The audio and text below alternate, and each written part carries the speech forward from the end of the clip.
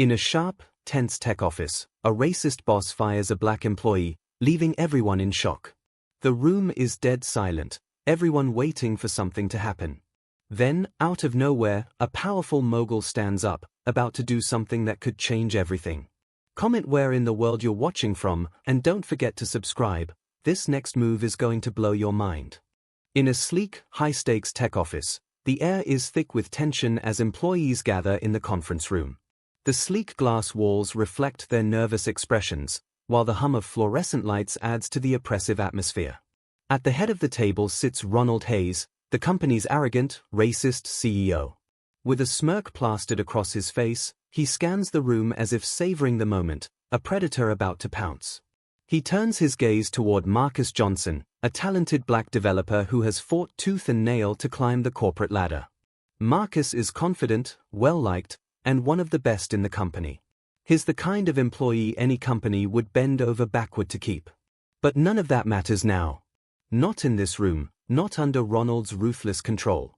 Marcus, Ronald says, his voice dripping with false politeness, his eyes gleaming with a cruel amusement, "I'm afraid we're going to have to let you go." The words fall like a hammer, and in the dead silence that follows, the weight of them feels like a blow to the chest. Shock ripples through the group as each person processes the shockwave of Ronald's announcement. A ripple of confusion spreads through the group. Why would they fire Marcus? His projects were always on point, his work impeccable, his ideas fresh and innovative. He was the kind of developer who turned concepts into reality, the kind who could fix anything that broke. But none of that matters now. No one dares to speak up. They can feel the suffocating presence of Ronald's authority hanging in the air. The room is frozen in disbelief, and even the bravest among them find themselves unsure of how to respond. Ronald continues, his voice taking on a dismissive edge, as if he's speaking to a child. "It's just not working out," he says, casting a glance at the others in the room, daring them to challenge him. "Your performance has been subpar." The insult lands like a slap across the face, and the words sting even more because Marcus knows they are nothing but lies. His performance has never been subpar. He's been nothing but exceptional. But the real reason, unspoken yet clear, hangs in the air like a toxic cloud that no one dares acknowledge. It's about race. It's always been about race. Suspense builds.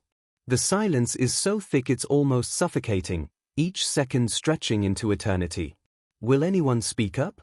Will anyone challenge this obvious injustice? The air is electric, charged with the tension of 1,000 unsaid words. Just as Marcus opens his mouth to protest, his phone buzzes on the table, cutting through the tension like a knife. The sudden sound draws everyone's attention, and Marcus glances at the screen. It's a text message from a colleague, a trusted friend. "Watch yourself. Hayes is racist." It's personal. The words hit him like a punch to the gut, the reality of the situation crashing down on him with a sickening finality. He's been fired, not because of his work, but because of who he is. It's a racist vendetta, a calculated move to remove him from the company for reasons that go beyond the boardroom. The realization makes the anger bubble inside him, a dark, scorching rage that threatens to spill over. What now? Is he powerless to fight back?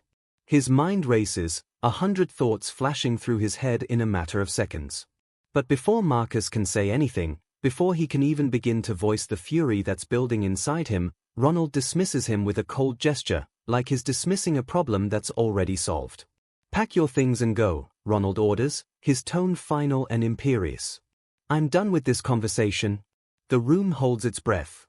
The employees glance at one another nervously, unsure whether to stand with Marcus or remain silent. Their eyes are filled with a mixture of fear and guilt, but no one moves. No one speaks up. They all know the risks of crossing their powerful boss, the man who controls their livelihoods with a single word. Will anyone stand up for what's right, or will they all choose to remain in the shadows, complicit in an injustice they know is wrong?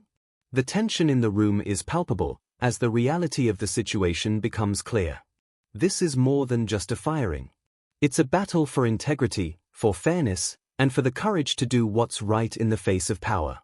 The question now is, who will be brave enough to challenge it? Just when it seems like Marcus will leave in silence, a chair scrapes loudly across the floor, shattering the stillness. The sound cuts through the tension like a blade, and every head in the room snaps toward the noise. Eyes widen as the source of the disturbance rises slowly from the back of the room, her high heels clicking sharply on the polished floor. The temperature in the room seems to drop as the focus shifts, and the tension climbs even higher. Elena Carter, the company's biggest investor and a renowned tech mogul, stands at the edge of the room.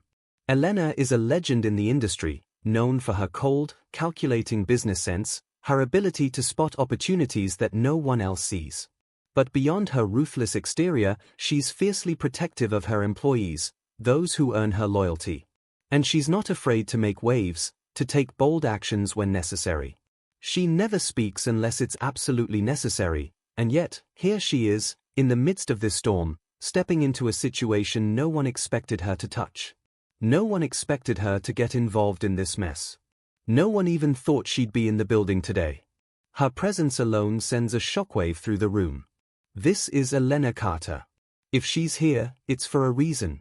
Ronald, Elena's voice slices through the heavy silence, steady but firm, her words leaving no room for argument. You're making a mistake. The room freezes. All eyes now turn to her, captivated. The air is so thick with tension you could almost feel the collective breath being held. Ronald laughs, but it's an uneasy chuckle, laced with discomfort and defensiveness. His face tightens as he attempts to regain control of the situation. Elena, you don't get it, he says with a dismissive wave of his hand, trying to brush off her intervention as if it were inconsequential. This is business. It's nothing personal. Oh, but it is personal, Ronald, Elena replies, her voice calm but filled with a quiet strength, the kind that demands attention. What you've done here is personal, and it's wrong. You fired Marcus based on something other than his work, something you know deep down is unjust. Her words cut through him like a surgeon's scalpel, precise and surgical. The room grows eerily still, as if the very walls are holding their breath. The employees exchange uneasy glances, none of them daring to speak, but all wondering the same thing. Will Elena back down or escalate things even further? The tension is palpable, and the stakes couldn't be higher. This is a huge risk for her. To go against Ronald Hayes, her business partner and the CEO of the company she's invested so heavily in, is to challenge the very structure of the company itself. But Elena is not the type to shy away from a fight, not when she knows she's in the right. The mogul turns toward Marcus, her gaze softening just slightly, a gesture of empathy in the midst of the storm. You've been wronged here, Marcus, she says, her voice now lower and more personal, as if trying to reassure him in a world that's suddenly turned upside down. And I won't stand for it. The room is holding its breath. Ronald's smirk falters for the first time, a crack appearing in his previously impenetrable armor. But just when it seems like the tide has turned, Elena steps forward, her movements deliberate, her next words ringing out like a final judgment. I'm offering you a job at my company, Elena announces, her voice carrying authority. Effective immediately. What? The words hit like a thunderclap. The offer is so unexpected, so out of left field, that it leaves everyone momentarily stunned. A lifeline, a new beginning. But it's also a challenge, a direct shot across Ronald's bow. The room collectively inhales, the air thick with disbelief. No one saw this coming, least of all Marcus. His mind reels as he processes the weight of her offer. For a split second, Marcus stands frozen, caught in the gravity of Elena's words. Could this be real? Could he really walk away from the company where he'd worked so hard, where he'd sacrificed so much, and start anew? His heart races, his mind whirling with possibilities. This is more than just a job offer, it's a chance to escape the chains of racism that have shackled him in this place. Ronald's face reddens, his arrogance momentarily crumbling as he looks between Marcus and Elena. The battle for control has shifted in an instant. But Marcus isn't thinking about Ronald anymore. He's thinking about the future, about the chance to do what he's always done, create, innovate, and succeed, without the weight of injustice dragging him down. Thank you, he says quietly, his voice steady but laced with a hint of disbelief. I accept. The room is silent for a heartbeat, as if everyone is still processing the turn of events. Ronald's jaw clenches, his eyes flashing with a mix of fury and helplessness. He's been outmaneuvered, and the reality is beginning to sink in. The balance of power has shifted irrevocably.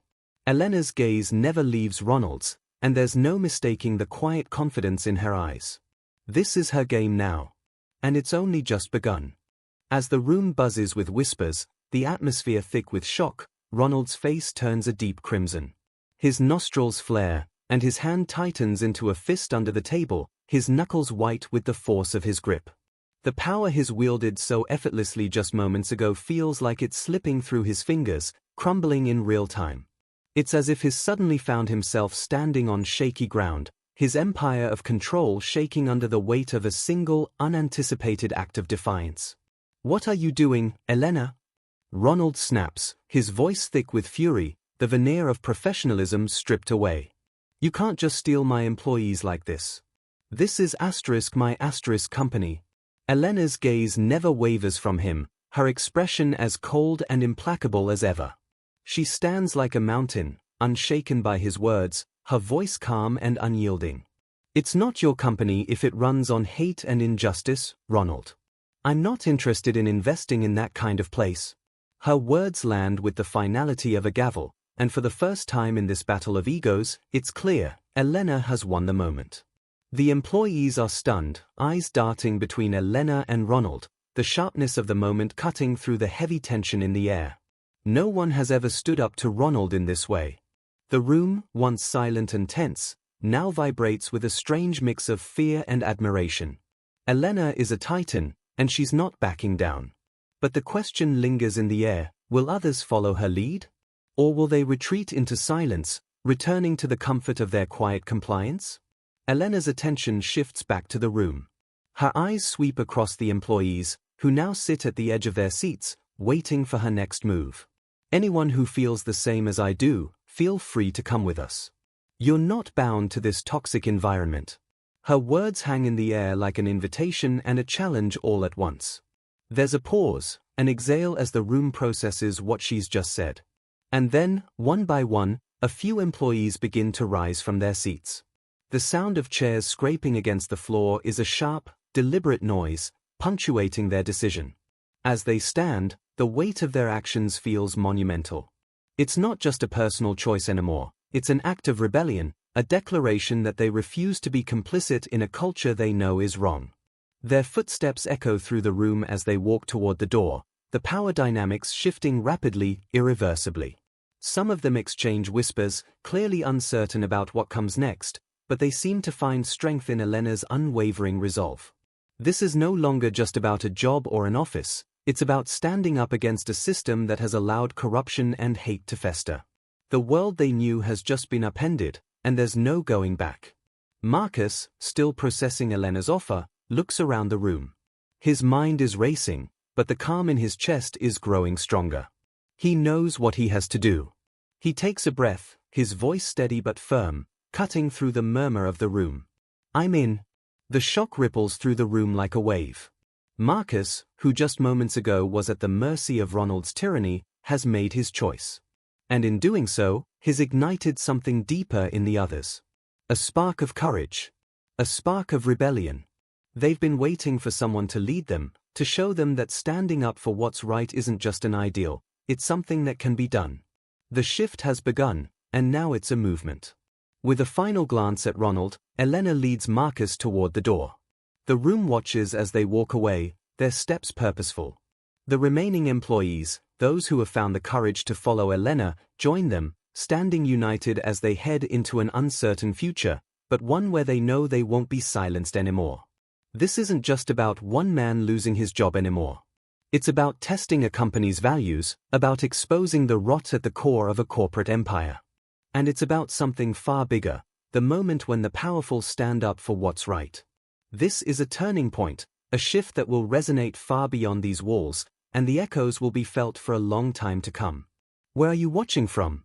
Comment below and subscribe, because this kind of power shift will change everything, and you won't want to miss what comes next. The battle is just beginning.